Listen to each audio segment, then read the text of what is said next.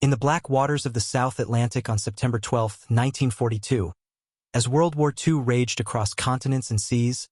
German submarine U-156 prowled beneath the surface like a predator stalking its prey, its crew silent and tense, every man at his station knowing that within moments they might deliver death or receive it themselves. And at 8:07 p.m., the moment arrived. 2 torpedoes screamed through the dark water and slammed into the hull of the British troopship RMS Laconia with thunderous explosions that tore through steel and flesh, sending shockwaves through the vessel that would forever change the rules of naval warfare. And as Corvette Captain Werner Hartenstein brought his U-boat to the surface to survey the destruction, preparing to capture the ship's senior officers as was standard protocol, he expected to see British soldiers scrambling into lifeboats, but what he witnessed instead stopped him cold. Over 2,000 people thrashing desperately in the oil-slicked water, and then he heard something that made his blood run cold. Voices crying out in Italian, the language of Germany's ally, and his heart sank as he realized the horrifying truth that Laconia was carrying 1,500 Italian prisoners of war being transported to England. Men who were supposed to be his comrades in arms, not his victims, and in that instant, Hartenstein made a decision that would defy every instinct of submarine warfare. He would save them. The submarine surfaced fully now, its gray metal hull rising from the depths like a whale breaking the surface, and Hartenstein immediately ordered his crew to begin rescue operations, knowing full well that doing so put his own men in grave danger because a surfaced U-boat was a sitting duck, vulnerable to attack from aircraft or destroyers that could appear at any moment. But the screams of drowning men overrode all tactical considerations, and so the German sailors, many barely out of their teenage years, pulled exhausted survivors from the freezing water one after another, their hands slippery with oil and blood, hauling British soldiers, Polish guards, Italian prisoners, women, and children aboard the submarine's narrow deck where they lay gasping and shivering, packed so tightly that crew members could barely move, and all the while, the sharks circled below, their dark shapes gliding through the illuminated water as desperate men kicked and screamed, some disappearing beneath the surface in explosions of foam and terror, never to be seen again, while others clung to debris and overturned lifeboats, praying for salvation that might never come, and Hartenstein watched the horror unfold with growing determination, knowing he couldn't save everyone but resolved to save as many as he possibly could. At 1:25 a.m., he made another extraordinary decision. He sent an uncoded radio message in plain English to Allied forces, broadcasting his position and asking for help, essentially announcing to his enemies, "I am here, I am vulnerable, and I am trying to save the people I just tried to kill," a message that read, "If any ship will assist the shipwrecked Laconia crew, I will not attack her, providing I am not being attacked by ship or air forces." And he signed it with his position coordinates, an act of trust or perhaps naivety that would prove tragically misplaced. But in that moment, Hartenstein believed in something greater than war, something that transcended nationality and uniform, the fundamental human obligation to save lives at sea, an ancient maritime tradition that had existed long before submarines and torpedoes turned ocean warfare into a game of underwater assassination. Admiral Karl Donitz, the commander of Germany's U-boat fleet, received Hartenstein's message and immediately understood both the humanitarian imperative and the strategic danger, and he ordered 3 more submarines, U-506, U-507, and the Italian submarine Capellini, to rush to the scene and assist in the rescue, and simultaneously he arranged for Vichy French ships from Dakar to steam toward the coordinates, creating an unprecedented spectacle of cooperation between forces that were supposed to be killing each other. And for 36 hours, this remarkable rescue operation continued, with submarines towing lifeboats packed with survivors, their decks crowded with exhausted people wrapped in blankets, the Red Cross flag draped prominently over the submarine's gun deck as a symbol of mercy and humanitarian mission, and Hartenstein even had a message painted on U-150 SIXS conning tower in English. To the Allied forces, "I am holding a large number of British prisoners of war. Will you attack me?" A desperate plea for the enemy to honor the unwritten rules of warfare that said rescuers should be spared,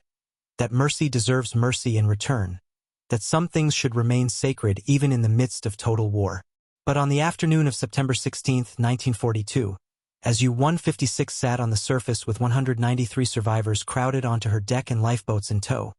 a 4-engine B-24 Liberator bomber appeared in the sky, flying from the secret American airbase on Ascension Island, and the pilot, Lieutenant James D. Harden, circled low over the bizarre scene below. A German submarine flying the Red Cross flag, surrounded by lifeboats, clearly engaged in rescue operations. And he radioed back to base asking for instructions, describing what he saw, the unprecedented situation unfolding beneath his wings, and back at Ascension Island, Captain Robert C. Richardson III, the senior officer on duty, faced a decision that would haunt him for the rest of his life. Should he honor the humanitarian mission and let the submarine continue its rescue work, or should he seize the opportunity to destroy an enemy U-boat that was completely vulnerable? Richardson's mind raced through the calculations. He didn't know if this was truly a sanctioned Red Cross operation. He feared the submarine might attack the British merchant ships heading to the area. He suspected the Germans might be rescuing only Italian prisoners and leaving Allied personnel to drown, and most importantly, he believed that combat vessels were not permitted under the rules of war to fly Red Cross flags, that this might be a ruse, a trap, a violation of international law rather than an observance of it, and so he gave the order that would echo through history: sink the sub. Harden received the command and turned his massive bomber around,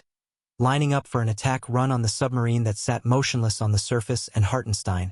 seeing the aircraft return, knew immediately what was about to happen, and he made the agonizing decision to cast off the lifeboats, force survivors off his submarine, and crash dive to save his crew. But there wasn't enough time, and as the B-24 roared overhead, bombs and depth charges tumbled from its belly and exploded in massive geysers of water that destroyed 2 lifeboats instantly, killing perhaps hundreds of the very people Hartenstein had been trying to save. Shrapnel and concussion waves tearing through the crowded lifeboats while people screamed and dove into the water, and U-156 suffered damage but managed to submerge, leaving the survivors once again at the mercy of the sea, floating in the vast Atlantic with sharks circling and hope fading, the brief moment of humanitarian cooperation shattered by bombs and the cold calculus of war. The attack on the rescuing submarine sent shockwaves through the German Naval Command, and Admiral Donitz, outraged at what he saw as a violation of the most basic principles of maritime warfare, issued what became known as the Laconia Order on September 17, 1942, a directive that fundamentally changed submarine warfare for the remainder of the conflict, stating, "All attempts to save survivors of sunken ships, also the picking up of floating men and putting them on board lifeboats, the setting upright of overturned lifeboats, and the handing over of food and water are to be discontinued. These rescues contradict the primitive demands of warfare to destroy enemy ships and their crews." And with those words, the last vestiges of chivalry and mercy in submarine warfare vanished, replaced by a brutal calculus that said every torpedoed ship would leave its crew to drown or freeze, that submarine captains would no longer risk their boats and crews to save the men they had just sentenced to death, and the ocean war became even more merciless, even more total, a reflection of the broader conflict that was consuming civilization itself, where nothing was sacred, nothing was spared, and every tactical consideration overwhelmed every human instinct. Despite the bombing and the danger, the rescue operation continued with the remaining submarines and the approaching French ships, and over the next few days, French cruisers Gloire, Dumont d'Urville, and Annamite recovered additional survivors, and when the final count was tallied, approximately 1,113 people from Laconia survived the sinking and the subsequent ordeals, not as many as Hartenstein had hoped to save, but a miracle nonetheless considering the circumstances, and among the survivors were some who would never forget the sight of German sailors pulling them from the water, treating them with unexpected kindness, sharing their limited rations and water, demonstrating that even in the midst of the most terrible war in human history, individual acts of compassion could still break through the hatred and propaganda, could still remind everyone involved that beneath the uniforms and flags, they were all just men trying to survive, trying to maintain some shred of humanity in an increasingly inhumane world. Captain Richardson, who gave the order to attack, maintained throughout his life that he had made the correct tactical decision based on the information available to him, that he couldn't have known for certain what was happening, that the rules of war didn't allow him to trust an enemy submarine flying a Red Cross flag, and he went on to have a distinguished military career, retiring as a brigadier general in 1967. But the shadow of that decision always followed him, the knowledge that his order to sink the sub had killed perhaps hundreds of people who were already victims, who were clinging to life in lifeboats, who were so close to rescue before the bombs fell and turned their salvation into another nightmare of fire and drowning and screaming metal tearing through water and flesh. Werner Hartenstein never spoke publicly about the Laconia incident after sending his reports to headquarters. There was no time for reflection in the midst of war, only the next patrol, the next target, the next mission,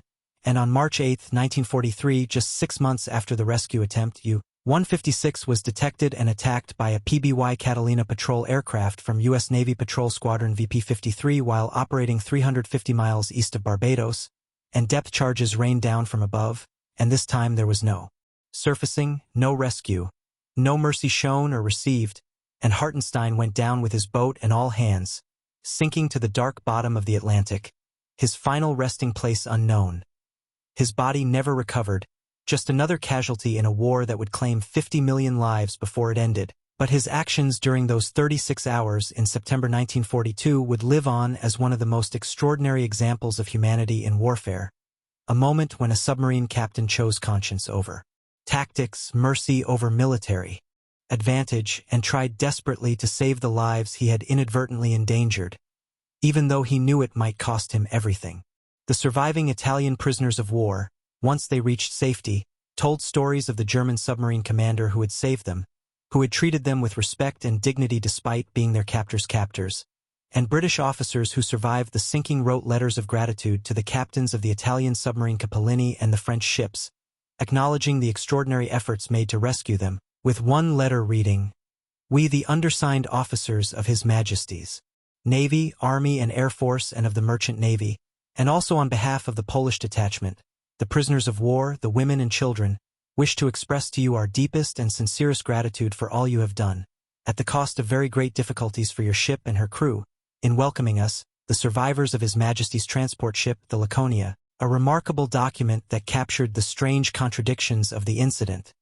Enemies expressing gratitude to other enemies for saving them from yet other enemies, a tangled web of allegiances and hatreds temporarily suspended in the face of the ocean's indifference to human conflicts, and these letters and testimonies ensured that the story of the Laconia incident would not be forgotten, would not disappear into the vast catalogue of wartime atrocities and forgotten heroisms, but would instead stand as a testament to the complexity of warfare,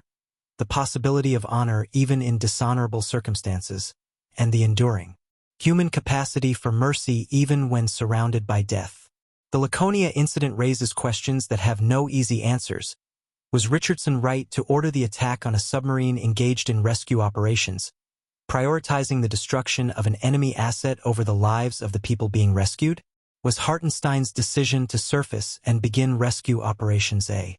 noble act of humanity or a naive violation of submarine warfare doctrine that endangered his crew unnecessarily? Should the rules of war make exceptions for rescue operations, even when those operations are conducted by enemy combatants who just moments before were trying to kill the very people they're now trying to save? And ultimately, what does it say about human nature that in the midst of the most destructive conflict in history, individual men could still make choices based on compassion rather than tactics, could still see drowning people as human beings rather than statistics or enemies, could still believe that some principles transcend national boundaries and military objectives, even when those beliefs put them at terrible risk and ultimately proved to be tragically misplaced? These questions have no definitive answers, only the historical record of what happened on that September night in 1942,